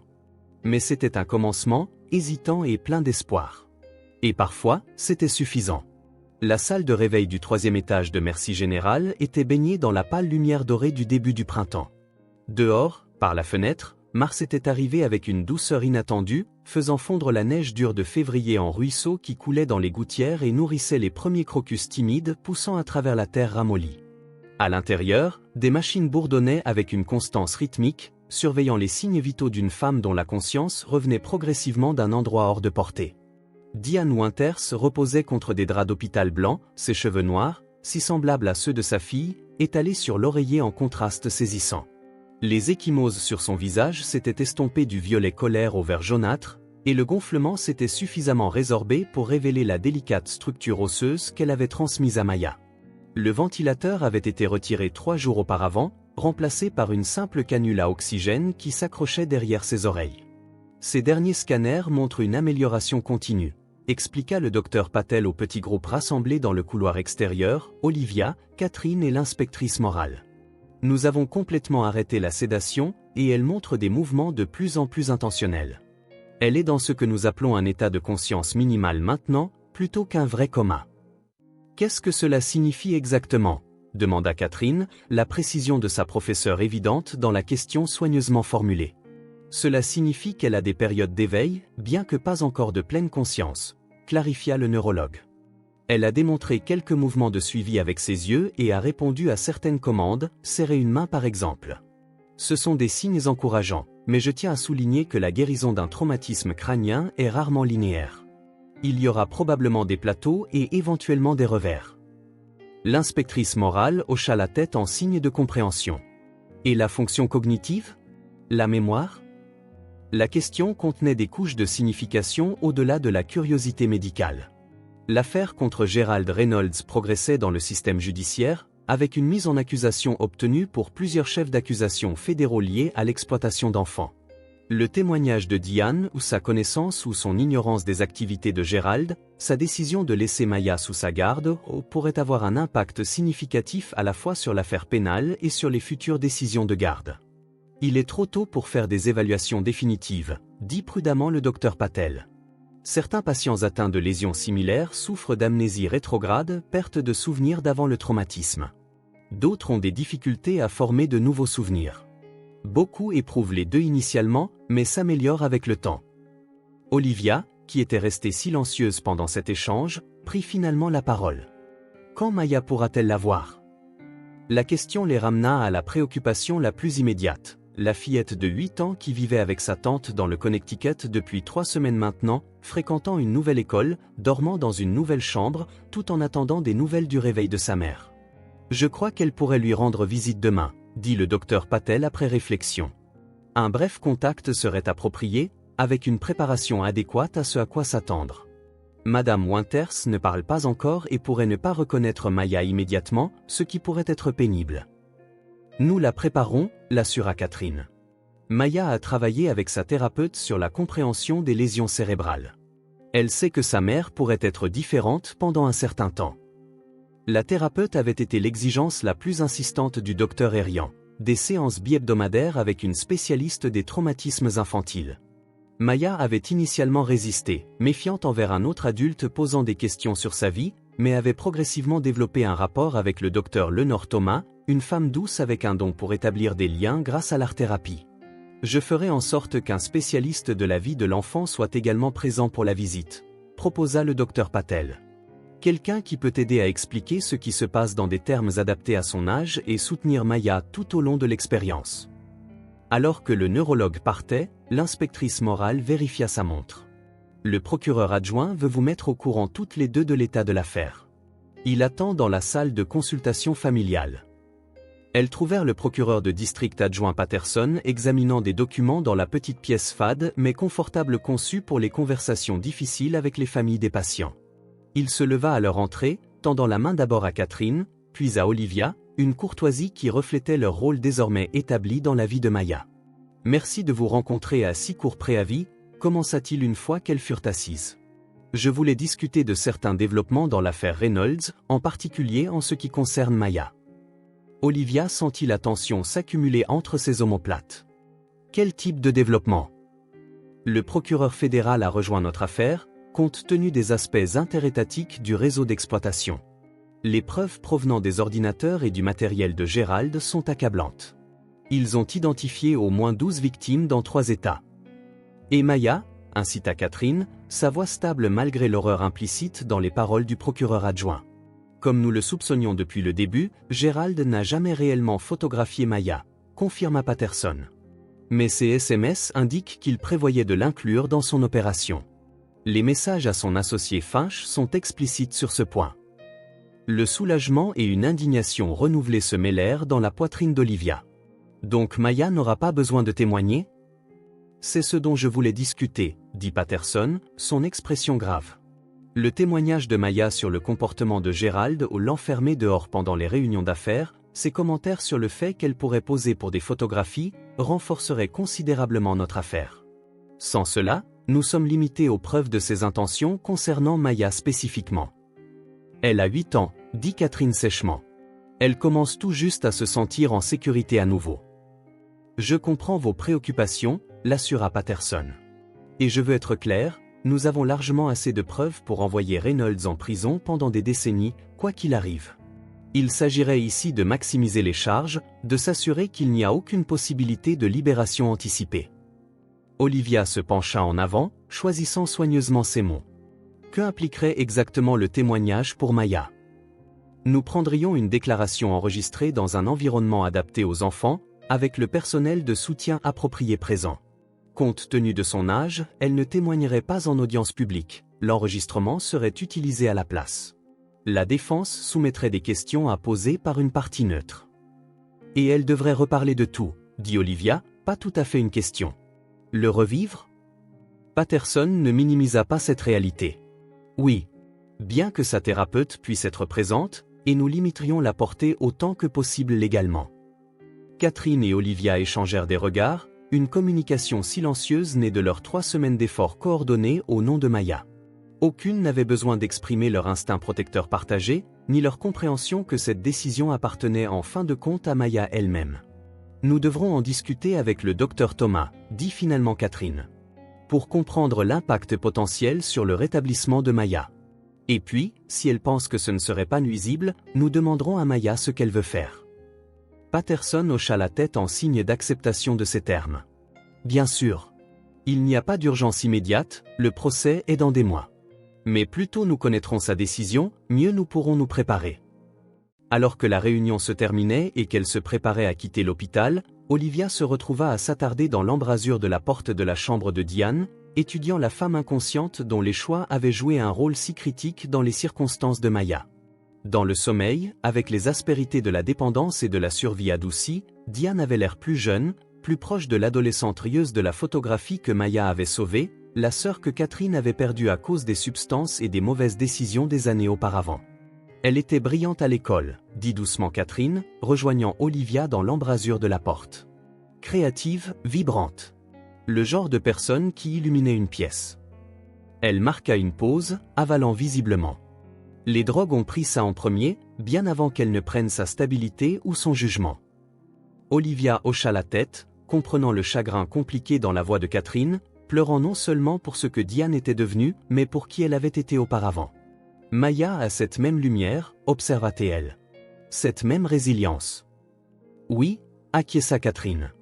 Bien qu'elle n'aurait pas dû avoir besoin d'être si résiliente, si jeune. Il n'y avait aucun jugement dans son ton, seulement de la tristesse pour ce que Maya avait enduré et la détermination que l'avenir de l'enfant serait différent. Cette perspective équilibrée faisait partie de la raison pour laquelle la décision de placement de la juge Erian s'était avérée si appropriée. Catherine ne diabolisait ni n'excusait sa sœur, mais détenait la vérité complexe de qui était Diane et de ce dont Maya avait besoin pour aller de l'avant. « Es-tu prête pour demain ?» demanda Olivia alors qu'elle marchait vers l'ascenseur. « Pour la visite de Maya ?» L'expression de Catherine était pensive. « Aussi prête que possible. Nous avons parlé de ce à quoi sa mère pourrait ressembler, comment elle pourrait réagir. Maya apporte le dessin préféré de sa mère et une lettre qu'elle a écrite sur sa nouvelle école. » Elle soupira doucement. Elle est tellement déterminée à croire que sa mère va simplement se réveiller et que tout redeviendra normal. C'est naturel à son âge, dit Olivia. La thérapeute nous a prévenu qu'elle pourrait s'accrocher à cet espoir. Je sais.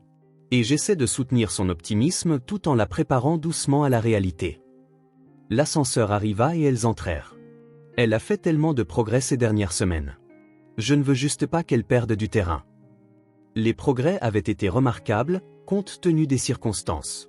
Maya s'était adaptée à la maison de Catherine avec une résilience déterminée, avait arrangé sa nouvelle chambre avec une précision minutieuse et avait même commencé à nouer des amitiés timides dans sa nouvelle école. Mais sous l'adaptation, Olivia reconnaissait l'hypervigilance d'une enfant habituée à l'instabilité, l'habitude de Maya de vérifier les sorties, son organisation méticuleuse de ses affaires pour un emballage rapide, sa conscience constante des humeurs et des mouvements des adultes. « As-tu réfléchi davantage à ce qui se passera ensuite ?» demanda Olivia alors qu'elles atteignaient le parking. Si Diane retrouve pleine conscience. C'était la question qui planait entre elles depuis des semaines, rarement exprimée mais constamment présente. L'ordonnance de garde temporaire de la juge Erian nécessiterait éventuellement une révision à la lumière du rétablissement de Diane ou de son absence. J'ai consulté un avocat spécialisé en droit de la famille, admit Catherine. Pour comprendre les options. Non pas parce que je veux éloigner Maya de Diane, mais parce que je veux être préparé à toutes les éventualités. Olivia hocha la tête en signe de compréhension. Et les possibilités sont ? Si Diane se rétablit complètement et peut démontrer stabilité, sobriété, logement approprié, revenus, le tribunal favoriserait probablement la réunification, avec des visites supervisées initialement. Le ton clinique de Catherine démentait l'émotion derrière les mots.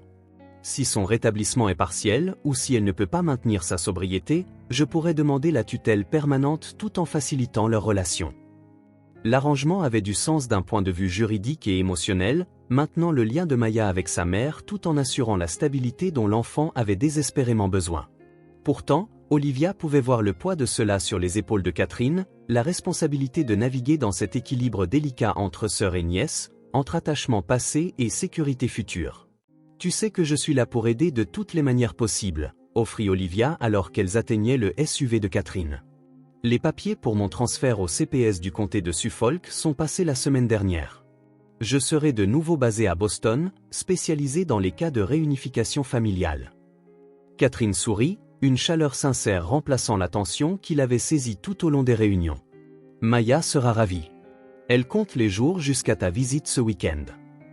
Elle hésita, puis ajouta, « Et pour ce que ça vaut, je suis contente aussi. Ce serait beaucoup plus difficile à naviguer seule. » Alors qu'elle se séparait, Catherine pour retourner au Connecticut en voiture, Olivia pour son appartement à Cambridge, Olivia réfléchit à l'alliance improbable qui s'était formée autour des besoins de Maya. L'inspectrice morale fournissant des mises à jour et un plaidoyer au sein du système juridique. Le docteur Thomas guidant Maya à travers le labyrinthe de ses émotions. Catherine créant un foyer stable tout en honorant le lien de Maya avec sa mère. Et Olivia elle-même, jetant des ponts entre ces mondes, appliquant ses connaissances professionnelles au service d'une enfant qui avait rampé sous une table et dans son cœur. Ce n'était pas la famille dans laquelle Maya était née, mais c'était la famille que les circonstances et le choix avaient créée pour elle, imparfaite, non conventionnelle, mais farouchement engagée pour son bien-être. Le lendemain se leva clair et inhabituellement chaud pour un début mars à Boston. Maya insista pour porter sa robe préférée pour la visite à l'hôpital, une salopette en velours côtelé bleu avec des fleurs jaunes brodées le long de l'ourlet, associée au nouveau collant que Catherine avait acheté pour remplacer les siens usés. Elle avait brossé ses cheveux avec un soin inhabituel et placé le dessin et la lettre de sa mère dans un dossier décoré d'étoiles soigneusement dessinées. « Tu es magnifique », lui dit Olivia alors qu'elle se rencontrait dans le hall de l'hôpital. Elle était venue de Boston en voiture pour se joindre à elle pour cette réunion cruciale, arrivant tôt pour vérifier l'état de Diane avant la visite de Maya. Le visage de Maya s'éclaira au compliment, bien que l'anxiété assombrisse encore ses yeux. « Est-ce que maman est réveillée? Peut-elle déjà parler ?» Olivia choisit ses mots avec soin, comme elles avaient toutes convenu d'être honnêtes sans être effrayantes. Elle a ce que les médecins appellent des périodes d'éveil, où ses yeux sont ouverts, mais elle n'est pas encore tout à fait alerte. Elle ne pourra peut-être pas parler aujourd'hui, mais cela ne veut pas dire qu'elle ne peut pas t'entendre. Maya hocha la tête, traitant cette information avec le sérieux qu'elle apportait à toutes les mises à jour médicales concernant sa mère. Le docteur Thomas a dit que parfois, le cerveau des gens a besoin de temps pour se souvenir comment faire des choses, comme parler, mais les souvenirs sont toujours à l'intérieur, comme des livres sur une étagère que quelqu'un doit retrouver. C'est une bonne façon de voir les choses, affirma Catherine, posant une main douce sur l'épaule de Maya. Es-tu prête à monter? L'enfant redressa les épaules, un rassemblement visible de courage. Prête. Le trajet en ascenseur jusqu'au 3e étage se passa dans un silence d'anticipation. Comme promis, une spécialiste de la vie de l'enfant nommée Andrea les rencontra au poste des infirmières, se présentant à Maya avec une chaleur professionnelle. « Je suis là pour aider à expliquer ce que tu vas voir et répondre à toutes tes questions, » dit-elle à Maya. « Ta mère a du matériel autour de son lit qui aide les médecins à surveiller comment elle va. Ça peut avoir l'air effrayant au début, mais tout est là pour l'aider à aller mieux. » Maya écouta attentivement, posant des questions pratiques sur les machines et les tubes avec la curiosité terre à accent grave terre d'une enfant qui avait passé trop de sa jeune vie à s'adapter à des circonstances difficiles. Quand Andrea eut répondu à chaque question, Maya se tourna vers Olivia et Catherine. « Je suis prête maintenant, » dit-elle avec une détermination tranquille. La chambre de Diane était faiblement éclairée pour réduire la stimulation, les stores partiellement tirés contre le soleil du matin. Elle gisait immobile contre les oreillers, mais ses yeux étaient ouverts, fixant vaguement le plafond. Une infirmière se tenait à côté du lit, ajustant le débit d'une perfusion. « Elle passe une bonne matinée », leur dit doucement l'infirmière. Elle a répondu à son nom 2 fois pendant les rondes. Maya resta en retrait dans l'embrasure de la porte pendant un long moment, étudiant le visage de sa mère avec une concentration intense. Puis, avec une profonde inspiration qui sembla remplir sa petite silhouette de résolution, elle s'approcha du chevet. « Salut maman, dit-elle clairement. C'est Maya. J'ai apporté ton dessin, celui de la plage que tu aimes. » Il n'y eut pas de réponse immédiate de Diane, mais Maya continua, imperturbable, tirant une chaise près du lit avec l'aide d'Andrea. Elle sortit soigneusement le dessin de son dossier, le tenant là où sa mère pourrait le voir si elle tournait la tête. « Tu te souviens quand on a dessiné ça? C'était juste après qu'on soit allé à Reverie Beach et que tu m'aies laissé enfouir tes pieds dans le sable. Tu as dit que l'eau était trop froide, mais je ne trouvais pas. » Pendant que Maya parlait, poursuivant un doux monologue de souvenirs et de mise à jour sur sa nouvelle école, Olivia cherchait tout signe de reconnaissance dans l'expression de Diane. Pendant plusieurs minutes, il n'y eut rien, juste le regard vide et la respiration superficielle de quelqu'un qui n'était pas tout à fait présent dans son corps. Puis, alors que Maya décrivait le projet de système solaire qu'elle reconstruisait avec l'aide de Catherine, quelque chose changea. Les yeux de Diane bougèrent, suivant lentement le son de la voix de sa fille. Ses doigts tressaillirent contre les draps et ses lèvres s'entr'ouvrirent légèrement, comme si elle essayait de former des mots. « Maman ?» La voix de Maya s'éleva avec un espoir prudent. « Peux-tu m'entendre ?» Le regard de Diane se concentra sur le visage de Maya, ne comprenant peut-être pas tout à fait, mais la voyant définitivement. Sa main bougea à nouveau, les doigts s'étendant vers sa fille dans un geste indubitable dans son intention malgré sa faiblesse. Maya regarda Andrea, cherchant la permission, et lorsque la spécialiste hocha la tête, elle plaça soigneusement sa petite main dans celle de sa mère. « Je suis là, maman. Je suis restée chez tante Catherine pendant que tu allais mieux. Elle a une belle maison avec un grand jardin. Et Madame Olivia vient nous rendre visite le week-end. On répare mon système solaire ensemble. » Au son continu de la voix de Maya, des larmes montèrent aux yeux de Diane et coulèrent silencieusement sur ses joues. Ses doigts se recroquevillèrent faiblement autour de la main de sa fille, s'accrochant avec le peu de force qu'elle possédait. « Elle te reconnaît, » dit doucement Andrea. « C'est une excellente réponse. » Maya rayonna, ses propres yeux brillants de larmes non versées. « Je savais qu'elle le ferait, » dit-elle avec une conviction absolue. « Je savais qu'elle pouvait m'entendre tous ces jours où je lui rendais visite, même quand les médecins disaient qu'elle dormait. » Pendant le reste de la visite, Maya continua de parler à sa mère, lui montrant la lettre qu'elle avait écrite, décrivant sa nouvelle chambre chez Catherine, racontant de petits triomphes de sa nouvelle école. Diane dérivait entre conscience et inconscience, mais chaque fois qu'elle revenait, son regard cherchait le visage de Maya avec une conscience croissante. Vers la fin de leur temps imparti, alors que Maya expliquait comment Olivia l'avait aidé à peindre Neptune exactement de la bonne nuance de bleu, les lèvres de Diane bougèrent plus résolument, luttant pour former un mot. Maya se tut, se penchant plus près pour écouter. « Ma !» Le son était à peine audible, plus un souffle qu'une voix, mais indubitable dans son effort. Maya fournit doucement Catherine depuis l'endroit où elle se tenait au pied du lit. Elle essaie de dire ton nom. Les yeux de Diane se tournèrent vers Catherine, la reconnaissance vacillant dans leur profondeur, pas seulement de Maya maintenant, mais de sa sœur aussi. La complexité de cette reconnaissance était évidente dans le froncement de ses sourcils, la légère tension de ses traits. « C'est bon, maman », l'assura rapidement Maya. « Tante Catherine prend très bien soin de moi. Et elle va me ramener te voir plein de fois. » La tension sur le visage de Diane s'apaisa quelque peu aux mots de Maya. Son regard revint vers sa fille, avec un effort visible, elle réussit à prononcer un seul mot, « sûr ». La question contenait des volumes, inquiétude, amour, et peut-être une lueur de conscience des circonstances qui avaient conduit à ce moment. « Je suis très en sécurité », confirma Maya, serrant doucement la main de sa mère. « Et quand tu iras tout à fait mieux, on pourra tout arranger ensemble. » C'était la réponse parfaite, honnête mais pleine d'espoir, reconnaissant à la fois la réalité présente et les possibilités futures sans fausse promesse. Olivia ressentit une bouffée de fierté face à l'intelligence émotionnelle de Maya, sa capacité à contenir des vérités complexes malgré son jeune âge. Alors que leur visite se terminait et qu'elle se préparait à partir, les yeux de Diane commencèrent à se fermer, l'effort de maintenir la conscience épuisant clairement ses ressources limitées. Maya plaça soigneusement son dessin sur la table de chevet où sa mère le verrait à son réveil. « Je reviendrai bientôt », promit-elle, se penchant pour déposer un doux baiser sur la joue de sa mère. « Continue à aller mieux, d'accord ?» Dans le couloir extérieur, le sang-froid de Maya céda finalement. Elle se tourna vers Catherine, pressant son visage contre le pull de sa tante alors que des larmes silencieuses cédaient la place à la libération de semaines d'inquiétude et d'incertitude.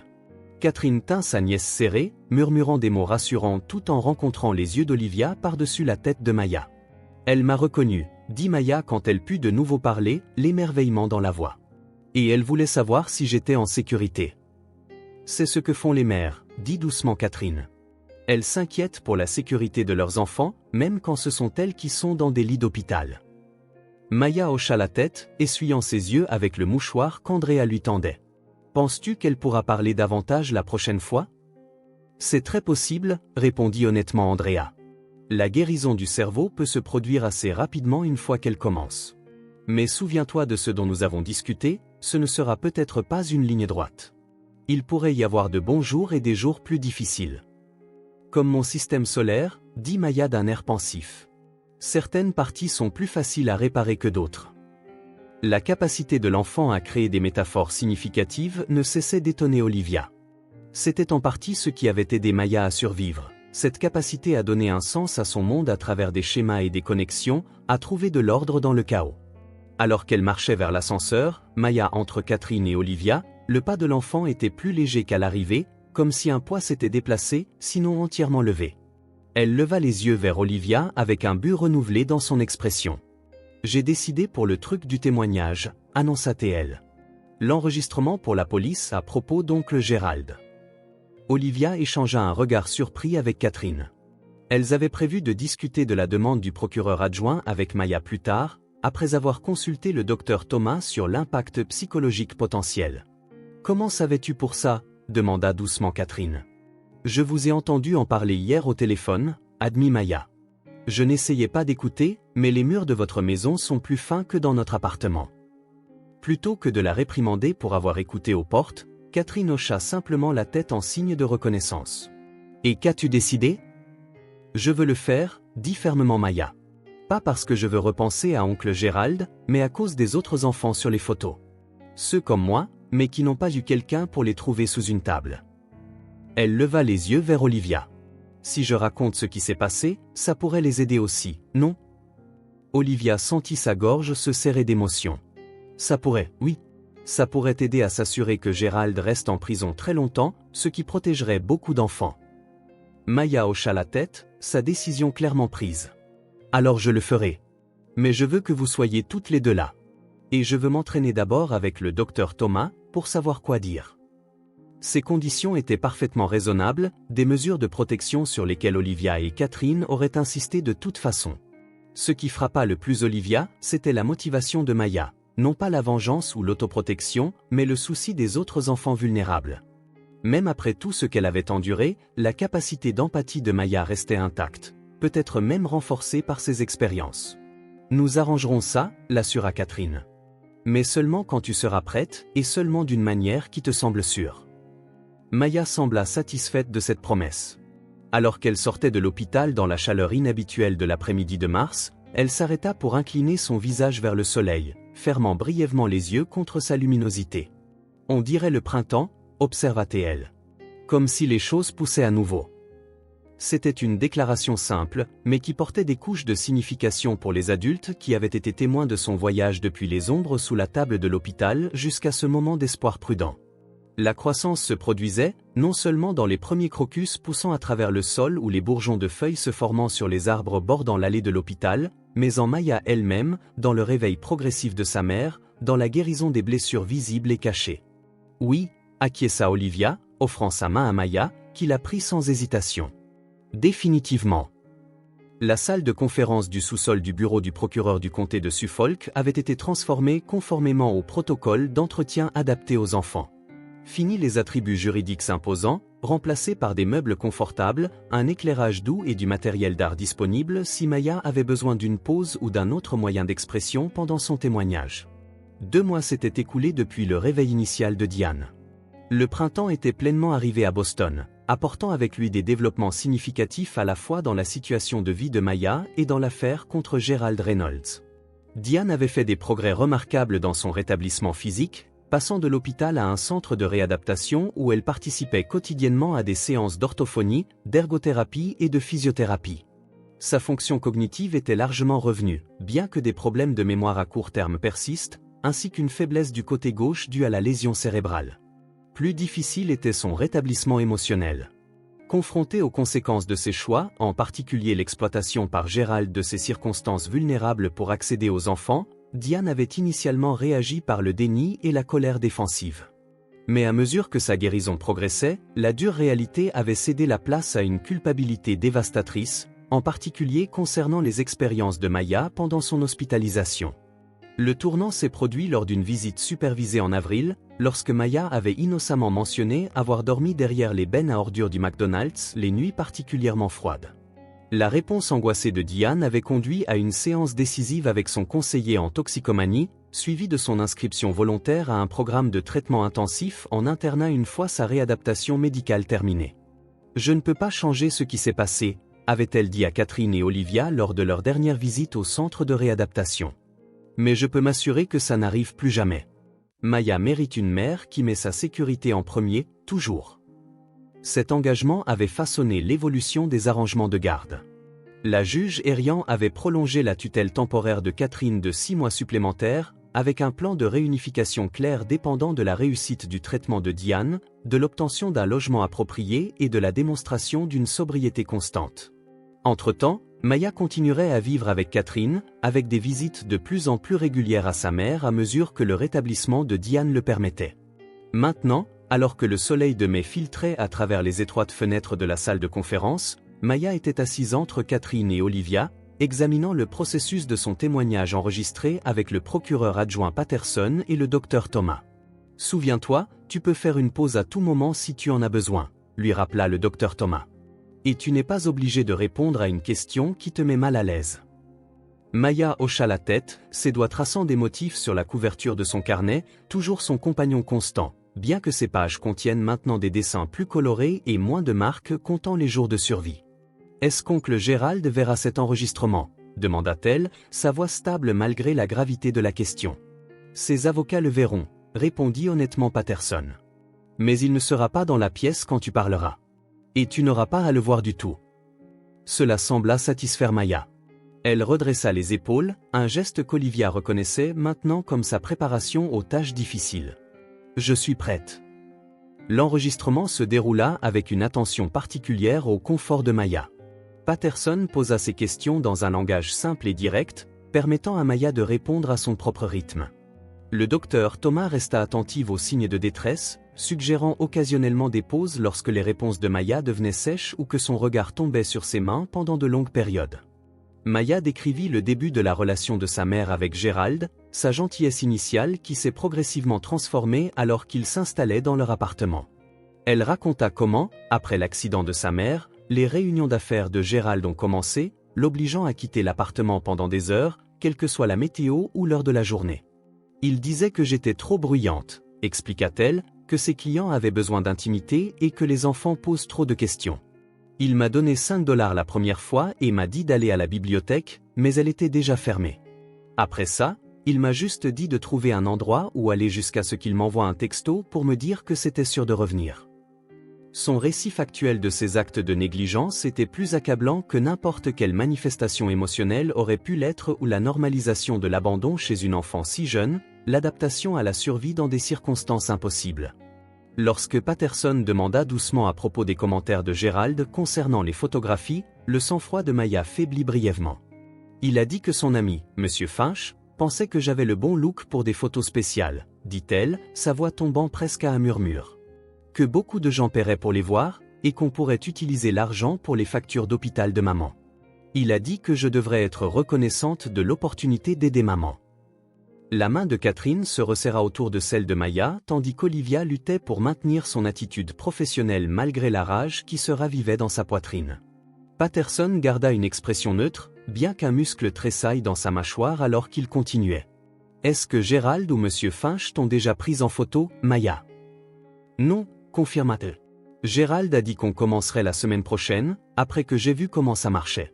C'est là que... » Elle marqua une pause, levant les yeux vers Olivia. C'est là que Madame Olivia m'a trouvé sous la table et a appelé la police.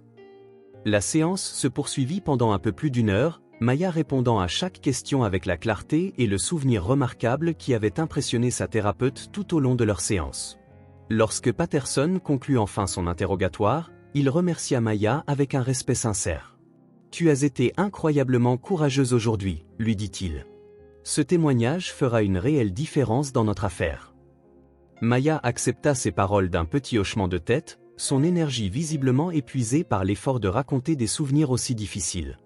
Alors que le matériel d'enregistrement était éteint et que l'atmosphère formelle de l'entretien se dissolvait, elle se pencha contre le côté d'Olivia, cherchant un réconfort qui lui fut immédiatement fourni. « Tu t'en es merveilleusement bien sorti », murmura Olivia, enroulant un bras autour des épaules de Maya. « Je suis si fière de toi. »« Est-ce que c'est vraiment fini ?» demanda Maya, la question englobant plus que le simple témoignage. « Cette partie est terminée », confirma Olivia. « Tu n'auras plus à parler de Gérald, sauf si tu le souhaites. »« Bien. » Maya attrapa son carnet, l'ouvrant à une nouvelle page. « Parce que je préférerais penser à ma présentation scientifique.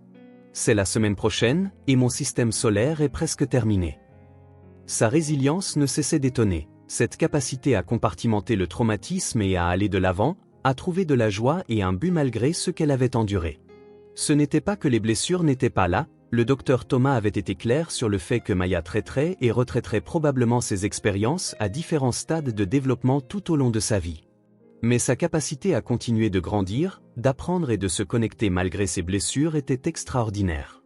En parlant de la présentation scientifique, dit Catherine alors qu'elle rassemblait leurs affaires, ta mère a demandé si nous pouvions l'enregistrer pour qu'elle la regarde dans son centre de traitement. Est-ce que ça t'irait ? Le visage de Maya s'éclaira. Vraiment ? Elle veut la voir ? Elle l'a spécifiquement demandé, confirma Catherine. Elle pose des questions sur tes projets scolaires à chaque appel téléphonique. C'était un autre développement positif des dernières semaines, l'intérêt croissant de Diane pour les détails de la vie quotidienne de Maya, ses efforts pour être présente en tant que mère même si elle était physiquement séparée pendant sa convalescence.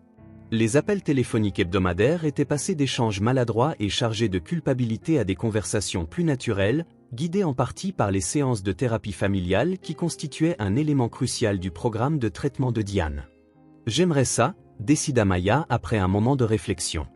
Peut-être qu'on pourrait lui rendre visite après et lui montrer comment toutes les planètes bougent sur leurs orbites. Le centre de réadaptation a ses grandes tables dans la salle de visite. « Je pense que c'est une excellente idée », acquiesça Catherine. Nous planifierons pour samedi après-midi, après ta présentation. Olivia, aimerais-tu te joindre à nous ? L'invitation va naturellement maintenant, une reconnaissance du rôle continu d'Olivia dans le cercle familial élargi de Maya. Depuis son retour au CPS du comté de Suffolk, Olivia avait maintenu son lien avec Maya par des visites régulières le week-end et des appels vidéo occasionnels en semaine. Son expertise professionnelle s'était avérée inestimable pour naviguer dans les complexités des arrangements de garde et de la planification de la réunification, tandis que son lien personnel avec Maya assurait la continuité au milieu de tant de changements. « Je ne manquerai ça pour rien au monde », les assura Olivia. « J'attends de voir la version finale de Neptune et de toutes ses 13 lunes. » Maya sourit, une partie de l'attention de la séance de témoignage quittant visiblement sa petite silhouette. « J'ai bien fait toutes les lunes. Et les anneaux. Savais-tu que Neptune a des anneaux, pas seulement Saturne ? Ils sont juste plus difficiles à voir. » Alors qu'elle quittait le bureau du procureur et sortait sous le soleil de mai, Maya marchait entre Catherine et Olivia, une main tenue par chacune, parlant avec animation de sa présentation à venir. Pour les observateurs occasionnels, elles auraient pu simplement sembler être une famille profitant de la journée de printemps, aucun signe des circonstances compliquées qui les avaient réunies, aucune preuve visible du traumatisme qu'elles guérissaient collectivement. À bien des égards, réfléchit Olivia, elles étaient devenues une sorte de famille. Non pas liées par des définitions traditionnelles ou des structures juridiques, mais par choix et engagement, et par l'objectif commun d'aider Maya non seulement à survivre, mais à s'épanouir. Catherine assurant la stabilité et l'éducation quotidienne. Diane travaillant à son rétablissement et à une relation plus saine avec sa fille. Et Olivia elle-même, jetant des ponts entre les mondes comme elle l'avait fait depuis ce premier soir sous la table de l'hôpital. La route à venir restait incertaine à bien des égards. Le rétablissement à long terme de Diane nécessiterait un soutien et une vigilance continue. L'affaire pénale contre Gérald se poursuivrait dans le système judiciaire, avec tout son potentiel de clôture et de nouvelles traumatisations. La guérison de Maya se déroulerait à son propre rythme, avec des progrès et des revers occasionnels. Mais en regardant Maya montrer du doigt un arbre en fleurs particulièrement vibrant à Catherine, le visage levé vers ses branches avec un émerveillement sincère, Olivia ressentit une certitude qui lui avait échappé pendant ces années d'épuisement professionnel. Certains systèmes, aussi imparfaits soient-ils, pouvaient être navigués avec succès. Certaines blessures, aussi profondes soient-elles, pouvaient guérir avec des soins appropriés. Certains enfants, même ceux cachés dans l'ombre, pouvaient trouver leur chemin vers la lumière lorsque quelqu'un prenait le temps de les voir vraiment. Madame Olivia? Maya tira doucement sur sa main. Vous êtes très silencieuse. Vous pensez à des choses du travail? Olivia sourit, ramenant pleinement son attention sur le moment présent. Je pensais à la première fois où je t'ai trouvée sous cette table à l'hôpital. À quel point tu étais courageuse à l'époque, et à quel point tu as été encore plus courageuse chaque jour depuis. Maya réfléchit à cela, son expression pensive. Je ne me sens pas courageuse la plupart du temps. Je fais juste ce qui doit être fait. C'est ça, le courage, lui dit Catherine. Faire ce qui doit être fait, même quand c'est difficile ou effrayant. Comme maman qui va en traitement, demanda Maya. Et moi qui parle d'oncle Gérald aujourd'hui. Exactement comme ça, confirma Olivia. Maya hocha la tête, traitant cette définition. Alors je suppose qu'on est tous courageux ensemble. Ensemble. Le mot englobait tout ce qu'elles avaient construit au cours de ces derniers mois, le réseau de soutien, l'engagement partagé, la guérison collective qui avait permis à Maya de passer de la survie à quelque chose approchant la normalité. Pas parfait, pas sans défi, mais fondamentalement différent de l'isolement qui avait défini sa vie avant qu'Olivia ne la remarque cachée sous cette table d'hôpital. Oui, acquiesça Olivia en serrant doucement la main de Maya. Nous sommes définitivement tous courageux ensemble.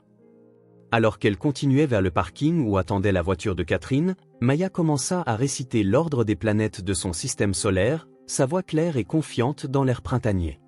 Olivia écoutait, observant l'enfant qui avait autrefois compté les jours de survie et numéré maintenant les corps célestes avec la même attention précise. Son attention était passée de la simple existence à l'exploration d'un univers rempli de possibilités. C'était, pensa Olivia, exactement comme Maya l'avait observé des semaines plus tôt, comme le printemps, comme les choses qui poussent à nouveau. Pas une fin de conte de fées, celle-ci n'existait pas dans le monde réel de la guérison des traumatismes et de la famille. Mais le début de quelque chose de nouveau et d'espoir, nourri par le soin collectif de ceux qui avaient choisi de voir au-delà des ombres pour trouver l'enfant caché sous la table et de l'amener, progressivement, patiemment, à la 8.